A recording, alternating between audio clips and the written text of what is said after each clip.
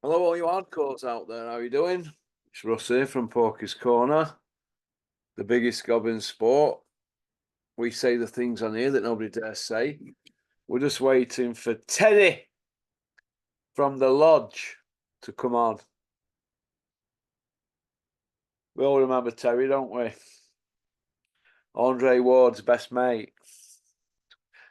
No, he's a good man, Terry. Big shout out Rico. He's resurfaced. He is alive and well and kicking. How you doing, lad? You all right? All right, Porky, mate. You getting on all right, lad? Ah, Great, mate. Me, absolutely buzzing, powerful. Great. Great. great, lad. How are you, mate? I'm all right. I'm 22 minutes behind John Fury's 10 kilometre time. That's my best shot. I can't beat it. You're 22 minutes behind. What are you doing? Walking? 67 minutes. I don't know, mate. I'm probably going through motions. Now, you said with the video of you sprinting the other day, mate, you look like Rocky in Rocky 4. So, mate, I keep doing them little sprints, for about 15 yards. Them little bursts. Mate, it's about who's quickest over 5 or 10 yards, mate. You know that.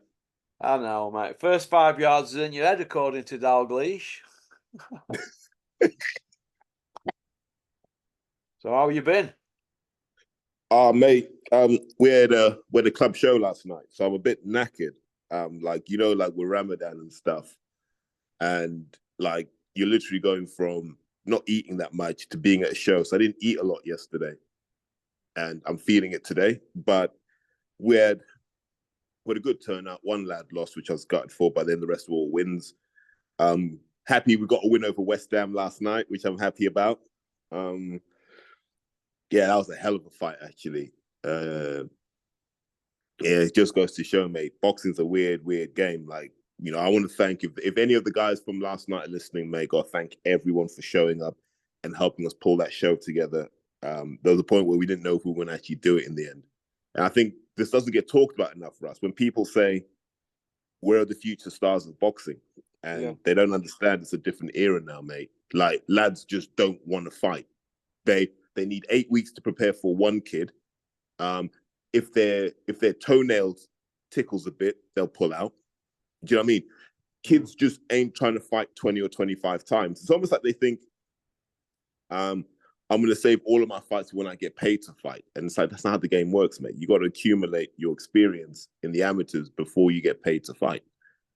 So, yeah, I agree with you. I agree with you on that. I agree, yeah. Yeah, go on, you were saying. I was there. So any coaches out there, if your lads are routinely pulling out of fights, kick them out the gym. Now, we've got to get to a culture now where our young men and women are boxing 15 to 25 times a year, depending on their experience. And as coaches, we've got to make that happen because we're depriving the fans of the pro game the quality of fighter that they can get behind. Yeah, yeah.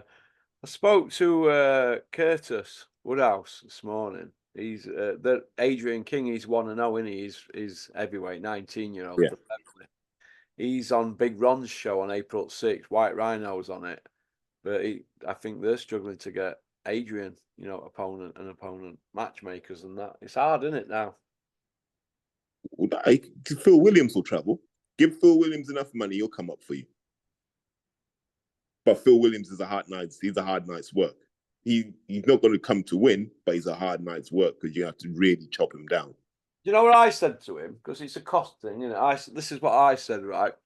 Max has got a board license. He's 1-1. Adrian's 1-0. Max is similar height, heavier, older, bit more experience. Why not them fight the Big Ron fighters? Nobody would be needed to get paid. They can just get out and get performing, can't they? What do you think? No, they should get paid, man. They're big guys punching each other in the head. I'd want them to at least earn for that. So, well, they will if they do, won't they? If they do tickets, you got to have do enough tickets to put in pot. There'll be something for them all, won't there? Surely they can both do 100 tickets each. Why would the B side do any tickets? I wouldn't. If you're offering me Adrian as a fight, I'm like, why am I selling tickets? He sells the ticket. What if Max and Adrian are both stuck for an opponent? Yeah, but Max has said he's all right going on the road. Oh yeah, but if Max wants to get out there and he can't get a fight, I'm sure they could work something out. I would. End of the day, they've got to learn the craft, haven't they? Yeah. So it's one of these, Russ. For me, I think in the heavyweights, you're broadly okay. There's some big lumps there that will take you rounds. Phil Williams is one. Chris Healy's another, but Chris is a hard night's work because he's a southpaw. There's a few of them out there. Yeah, it's about whether your lad sells enough tickets to be economically viable. So I don't know. I can't speak for Curtis, so I don't know what his situation is. But if his lad can shift the tickets, you'll find an opponent. They reckon it can crack that Adrian, you know. All big men can crack, Russ. Yeah. No, on God, all big men can crack. It's normally about what they can take. That's the difference between the guys who really make it and the guys that don't. What can you take and keep? Sound like Rocky now. What can you take and come back with something else? Yeah, it's madness, isn't it? We'll back up then to Saudi. What did you make of it all? I saw a few comments giving you a bit of stick regarding the Ngannou performance and that. What did you make of it? Well, what were they saying about me? I think, did you say that Joshua should avoid him like the plague or something? I've said many things about this, but when it was announced, it didn't make any sense to me. Yeah. I've never thought Ngannou would beat Joshua. I just haven't, Russ. You and I have spoken about it loads. I've never believed it because I said to you, Ngannou isn't a good boxer. Joshua will see the openings. And you don't have to be good to knock Ngannou out. There's an episode I did on my own channel, Russ, where I said, I don't believe Francis Ngannou beats the top 20 heavyweights in the UK. I don't. He wouldn't win a British title. He might not win in English. Yeah. And I think what we saw on Saturday night proves that. Like, other people have taken that Joshua punch before. Ngannou just folded. As soon as that connected, you could see he had never been hit that hard before. Yeah. So if the guys want to give me stick, give me stick. But I said at the time, I said I'm okay with the fight if it's just marking time while we get Usyk and Fury out the way. As it turned out, it wasn't that purpose. It was just a nice payday. And we're right back to where we started. Is Joshua going to fight the winner of Fury and Usyk? I'm almost bored of this stuff. Like let's just move past. We need news stories in boxing, and that's what I believe at the moment. Do you believe that Eddie's lost his mind when he was coming out saying Joshua's baddest man on the planet? No. And I'll tell you why. If Anthony Joshua connects on anyone, he's hurting them. I'm not saying he's knocking them out, he's hurting them. Right? Yeah. If he's got the mindset to do that consistently and to do that against anybody, then he might be the baddest man on the planet. Because for me, the baddest man on the planet is a guy who'll have it with anyone. So now we've got to see him back up the Ngannou performance in his next fight. If he goes back to running around the outside of the ring jabbing, then we're like, he ain't the baddest man on the planet. What do you think to people comparing Joshua's opponents, Kevin Johnson, Ngannou and Wallin, with Tyson when he fought him and that? Because Joshua done a better job on him, didn't he? But perspective is everything, Russ. Yeah. Fury carries very little pressure in the ring, right? Tyson's seen everything in a boxing ring. He's been talented since he was a kid. Do you know what I mean? He's been the chosen one for all of his generation. It's always interesting to remember he's the same age as George Groves. And how long has George been retired for? Yeah. 6 years nearly. Yeah. So Fury's been that golden boy for a long, long time. So when he fights a Kevin Johnson, Kevin can't do anything to him in Fury's mind. So he doesn't have to go life and death. He's not fearful of Kevin Johnson. He's not fearful of a Steve Cunningham. He's not fearful of a Vladimir Klitschko. He's not fearful. But Joshua is. because Joshua doesn't have all of that experience to lean back on. So Joshua comes out. It's like anyone, Russ, right? When you're scared, what do? You come out swinging, right? Because you're like, get him before he gets me. That's why Joshua looks more impressive. So it's not necessarily who's better. It's just they're working to different pressure thresholds. Like Fury, until he fights someone like an Usyk, or until he fights like, you saw it when he fought Wilder. The fear, you've said it before, us, the fear came out of him. You saw he was like, oh my God, I can get my head taken off here. I need to deal with this. And in that second fight, that was a Joshua type performance, wasn't it? Do you think that fighters, when they know that they're really in a proper fight, like Froch when he went in against Abraham and Bute, they really know that they've got to perform, don't they? And Pascal, them undefeated, hard fights. This is going to be an hard night. They're really up for it, some of them, aren't they? Do you think Fury will be like that for Usyk? Yeah, it's his legacy. Yeah. If he loses that, everything that happened before means nothing. Yeah. It means nothing. He has to play with Usyk in that fight. When they fight each other, he has to play with Usyk and dominate him so bad that there is no rematch. Do you think we'll be able to spot that Tyson knows he's really up against it in the build-up to it? Because normally he acts really different, doesn't he, when it's a really serious one, doesn't he? Yeah, he gets super hyped. Like, there's nothing philosophical about Fury in fight week when he's got that fear in him. And I don't mean fear in like you're scared. I mean that fear in like, wow, this could get real. Yeah. Yeah, because Usyk really, we haven't really seen him explode yet, have we? Not really go into the real trenches yet, have we? Mm-hmm. There are bits in the Joshua fight where it got rough for him.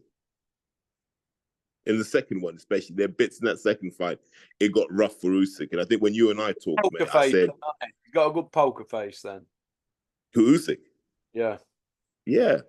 No, because sometimes I will look at shots that go in and I'm like, they hurt. Like whoever you think those shots hurt, you can have a poker face as much as you want. You're going home the next day, mate, and you're like, oh my God, I don't want to do that again. And some of those Joshua punches, especially to the body, you could see Usyk was like, oh, not today, mate. And Usyk had to grit out that second win. And let's give him credit for gritting out that second win. Yeah, and then don't forget, Usyk's a smaller guy, isn't he? As you've often said, Russ, just a small man. Yeah, taking some big lumps to them stomach, wasn't he, from Joshua? Because Joshua thought that with a blueprint, didn't he? Yeah, and he was nearly right. I think if he had thrown one of those straight shots like Dubois did, I think he would have probably had a bit more joy. Yeah. Do you think that Usyk can stop Fury? Nah. No? Nah, doesn't have the power. Doesn't have that monster in him where he would just go, do you know what? And just take his head off. Like a good example of that was, do you remember that boxer, Amir Mansour? So he was like a southpaw. He had done time in jail, came out of jail, decided to start boxing. And he's like a small southpaw, but he just batter people. Like, it was weird. It was almost like he was able to blend a street fighting style with some good boxing common sense. Usyk would have to do that to stop Fury, in my eyes. Like, you'd have to take risks because Fury's, even if you don't believe Fury's 6'9", he's at least 6'7.5". Like, I can vouch for that. He's at least 6'7.5". And he's got long arms. So get in how you get in, my friend. And remember, if they go orthodox to southpaw, it's a long way for Usyk's power hand to get there. Yeah, he might switch Fury to confuse him, do you know, and bamboozle him. Yeah, you could do that. Be leaning on him, roughing him up and all sorts, won't he? I would. It's exactly what I would do. I'd make you carry my weight for that whole fight until you get to round 7 and you're knackered. And then we'll find out what Usyk's fighting heart really is. You know, when I look back at Fury's TV, I think there's only really one fight where I think that he fought Wu. And I think it was that Cunningham fight. And I think that's done something to him, you know, with this Usyk thing. You know what I mean? I just thought he struggled with Cunningham at the beginning. Did you? Yeah, but Cunningham just thought screw it. Like, if you what Cunningham was just like, I can't outbox this guy. Let me just go after him. And that's when he got him. And he got, Fury was napping. But Fury took him lightly. Fury takes all of these guys lightly. And it's not until something goes wrong that you see him switch up. Yeah. Yeah. The curious case of Joseph Parker. What do they do with him now? Is he the number 4, would you say? Oh, this is tricky because people are going to say, yeah, but he beat the guy that you love the most, Terry, hold on, Terry, mate, listen here, mate. Like you were like Deontay Wilder were next best thing since sliced bread, mate. Nah, yeah, that's what people say to me, right? I do. I thought Deontay Wilder was the top heavyweight. I thought he had the power to change the game. But I think Malik Scott has turned the lion into a lamb. Only Malik Scott could do that. Parker's beaten 2 guys in Zhang and Wilder who are very low work rate and very low mobility. So, for example, I think if Michael Hunter was more consistent in the ring, someone like a Hunter would give him problems. Parker struggles when he's outworked. Joe Joyce beat him because he outworked him. And if they rematched, it will be the same outcome. So I can't put him number 4 because I believe any heavyweight with activity will give Parker problems. There's a reason Dillian White was able to do what he did to him. Dillian throws more punches than Zhang, and he throws more punches than Wilder. Anyone that throws more punches than those guys will beat Parker. But I also have to give Parker credit for resurrecting his career. There's a skill in being able to navigate your way back to that top table. At a time when he was at a crossroads where, remember, he was fighting Chisora, and then he went off to New Zealand to fight. Did he fight Junior Fa? Yeah. And you're looking at, you look at his career, Russ, you're like, he's just getting a few paydays before he retires. And then he gets this resurgence because of the Saudi money. And you're like, fair play, mate. They gave you that rope and you pulled yourself up. And I'm going to respect that about Joseph Parker. I'm not going to put him at number 4, though. They gave him it to hang himself, didn't they? Well, they gave him a choice.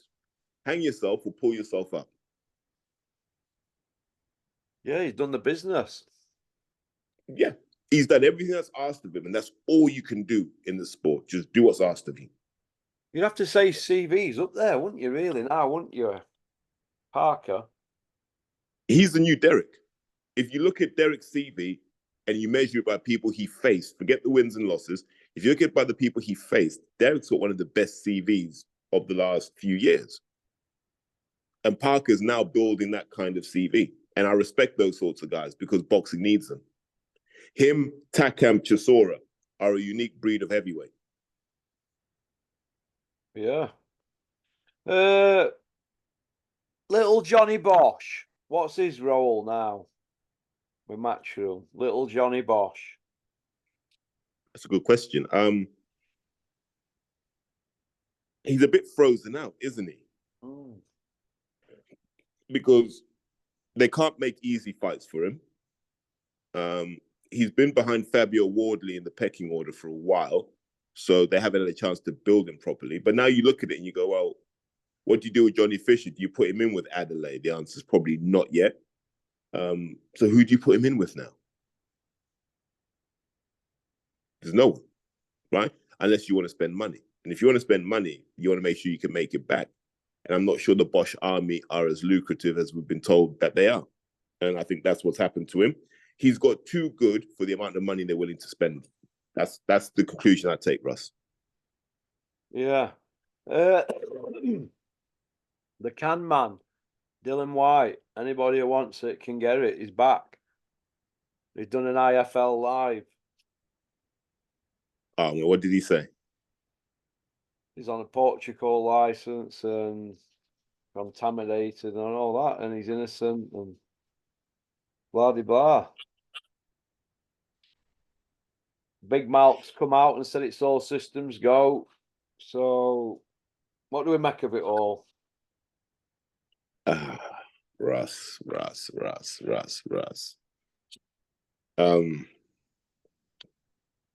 It's hard because we don't know what happened with Dillian, and we don't know what happened with Portugal and with Texas. Like, we haven't seen any paperwork. So we actually don't know what happened. I look, I'm of the view, if you've had a board license and you go to another jurisdiction, you shouldn't be allowed to fight in this country. Simple as that. That should be the rule. Dillian should have a British license, not a Portuguese license. He should have a British license. You know? And the fact that he doesn't, it lets you know what this game's really about. And that's a real shame. But he's missed the Saudi pot of gold, right? Because he's coming back in March, it's Ramadan, and then we're into Fury Usyk. And then once that's done,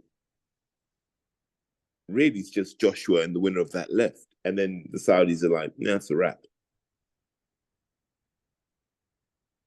Yeah. You think Dillian wants to get out there?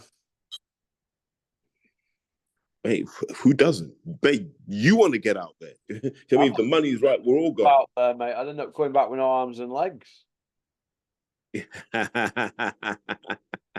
be Skid Row for me if I went out there. If I come back, they'd be calling me Flipper. Telling you, mate, there's no Saudi for Big P. Yeah, but everyone wants that pot of gold because it's the last pot of gold there is. I'm happy with my lot. Yeah. Because for a while they thought China would be the thing. And China was like, nah, we don't want that. We don't want that nonsense here. And so the Saudis are the last pot of gold left. But that's going to rapidly diminish when other sports go, well, why aren't we going to Saudi? And there'll be sports with more clout. I'm surprised Rugby Union hasn't gone to Saudi and said, give us a few quid. The Rugby League hasn't gone there yet. Just give us a few quid. Yeah. It's Big Freeze against Wardley. Who you got? I've got Wardley. Yeah, I like Fabio. I think everything you've seen the build up makes you like Fabio. You want Fabio to be good because he's entertaining without being uncomfortable. Does that make sense? Like, he's never rude, or there's no tables flipping, there's no sexual innuendo, he's not eyeing up birds. He just comes, he's funny. I think I've said this before about Fabio. Everyone's got a mate that reminds them of Fabio Wardley. That's his gift. Like, you could sit and go, I could have a pint with Fabio Wardley and it would be a good night. You reckon? Yeah. Yeah, he's a good kid. Mike Tyson, Jake Paul. Did you see Carl Froch's takedown of it last night? Oh, why is he hating, man? What's wrong with Carl? He'd do it for the money. He's got beef with Jake Paul under the Cobra. Why, man? Like, Jake would smoke him. Old Teddy. What? You think it's a good fight?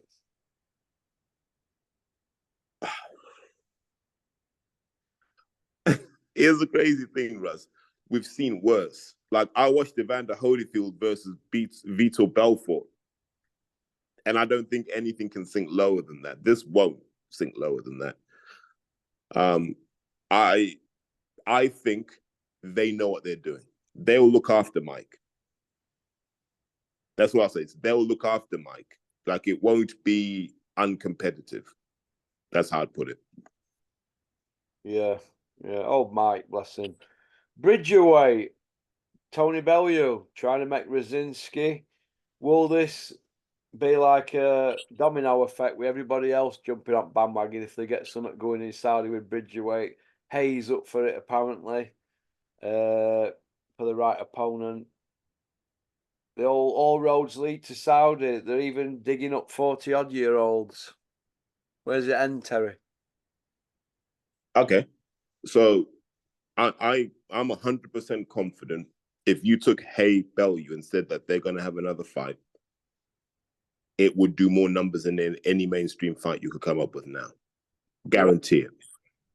Yeah. What other fight would you watch over that? I'd sooner watch those two fight than Yard Boatsi. There's beef into with Hay and Bellew, isn't there?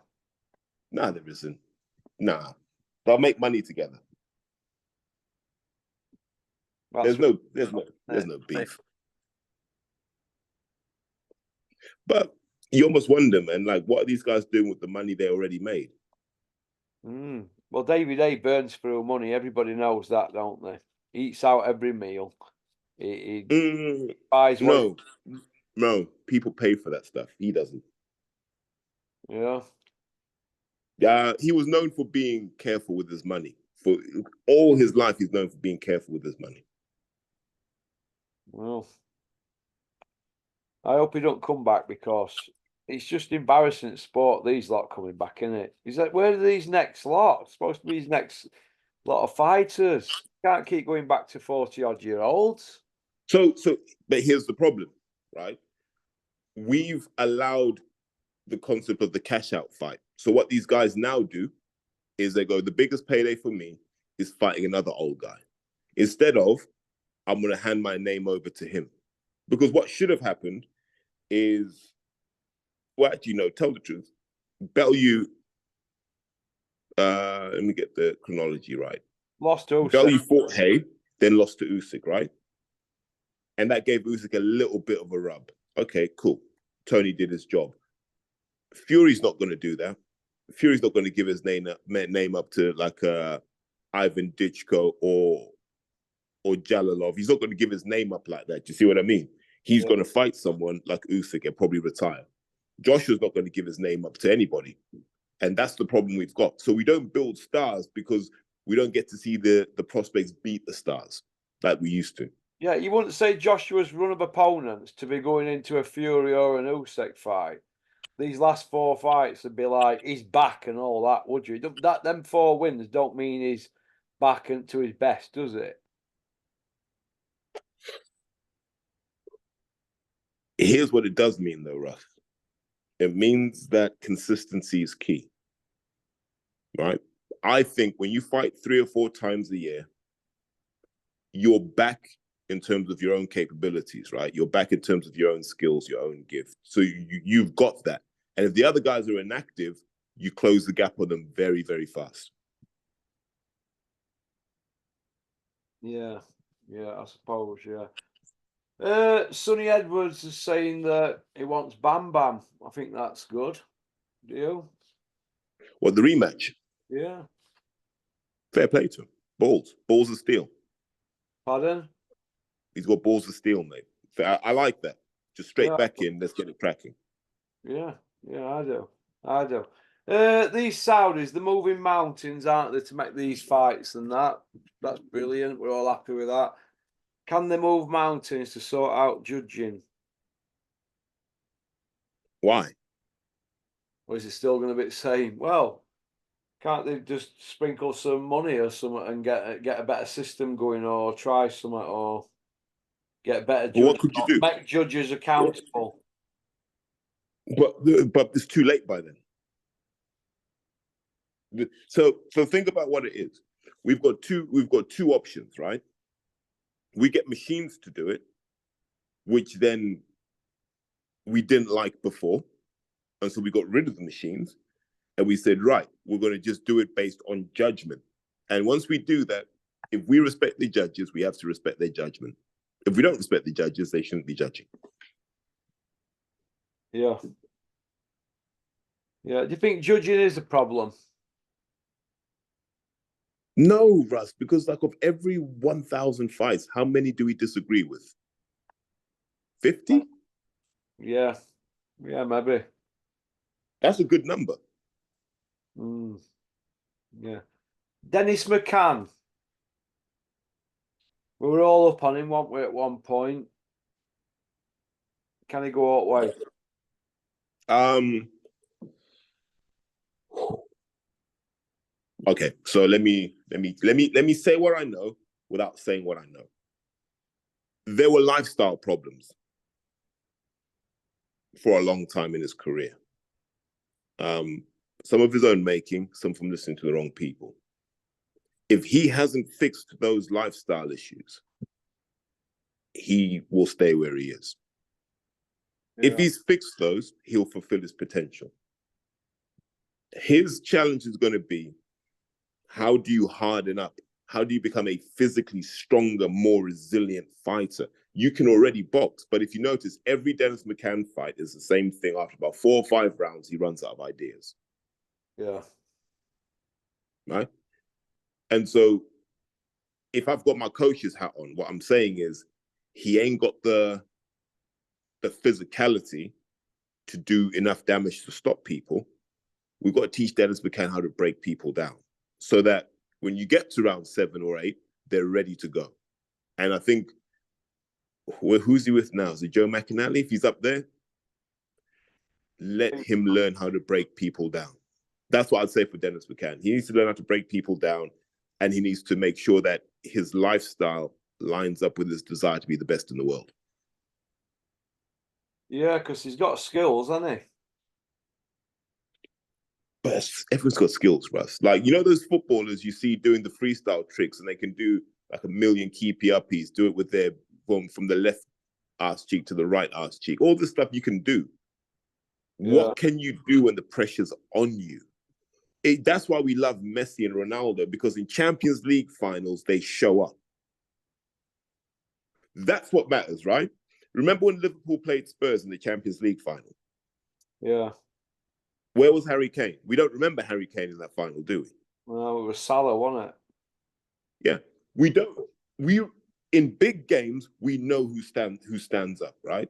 And Dennis McCann has to be that person that in big fights, we look at him and go, he'll show up. Yeah. Yeah. Dalton Smith and the Azim kid, that fight's not happening, is it? What do you think of that, Terry? I don't know why people even thought it would happen. Because whatever you want to say about Dalton Smith, I like Dalton Smith, by the way. I think that's a kid that's been boxing from the cradle. And he's a good kid. From everything I've heard about him, positive, really good kid, skillful, can actually box, can fight, has shown that he's tough, has shown that he can stop people. It's everything Adam Azim doesn't want at the stage in his career. Adam Azim needs to come through the fire. We need one fight where he comes through the fire and we go, oh, okay, now it makes sense for these two guys to fight. I think we're a couple of fights away from that. Yeah. Yeah. Yeah. Do you think that Shane McGuigan didn't want it?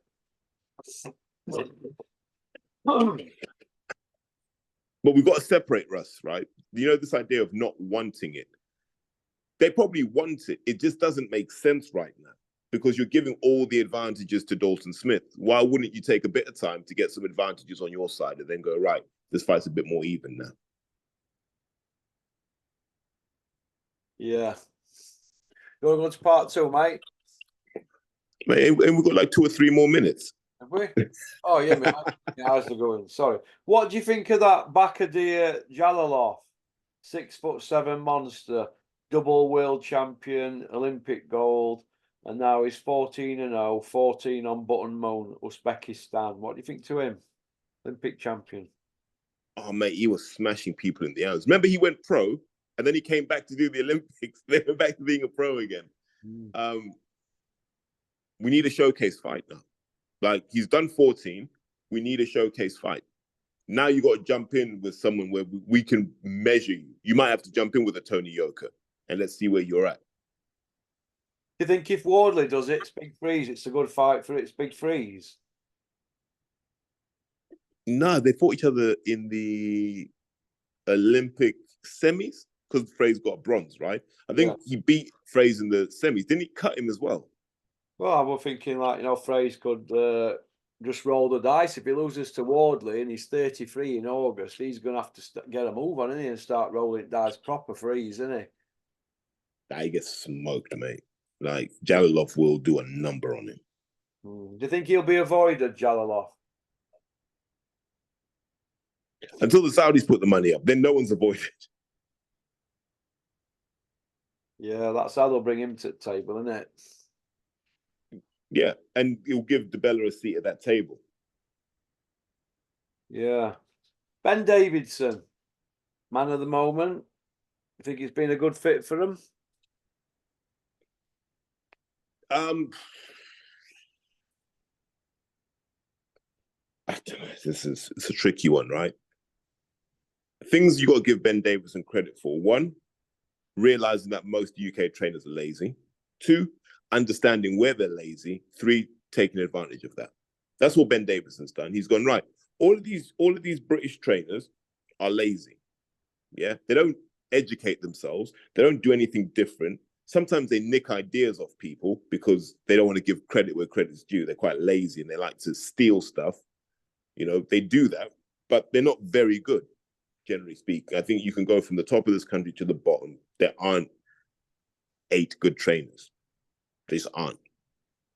And so Ben's just said, well, I can be a good trainer by just doing some of the stuff that they don't do. And that's what he's done. And credit to him.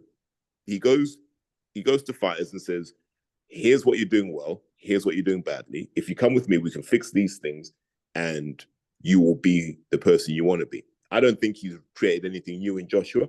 I think he just took what McCracken made and gave him a better environment in which to do that.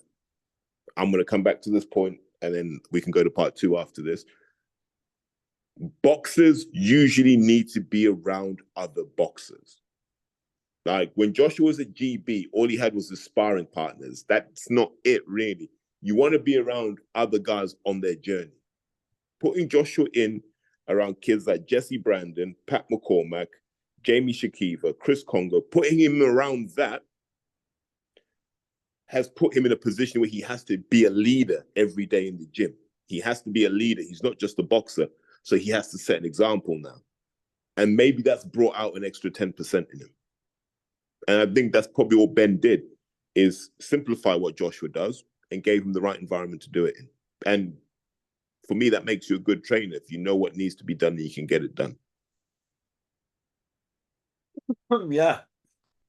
Yeah, I agree. You want to go to part 2, kid? Yep.